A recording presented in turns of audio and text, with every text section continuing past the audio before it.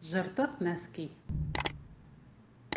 Әкесі өлейін деп жатып, баласын шақырып алып соңғы сөзінде: «Балам, менің бір тілегім бар, орындайсың ба?» депті. Ажал аузындағы әке тілегін орындамайтын бала кемде-кем. «Орындаймын, әке. Ендеше менің аяғымдағы жыртық нәскиімді шешпей жерлет, және мына қағазды жерлеп болған соң оқы. Оған дейін оқыма», депті. Шал өлді.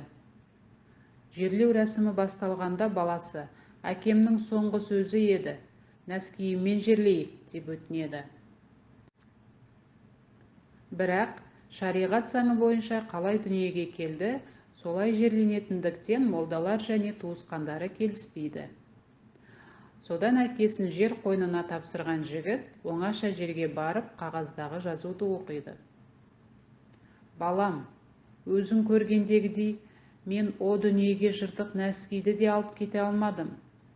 Дүниеге көп құныға берме», деген екі жол жазу ғана бар екен әлгі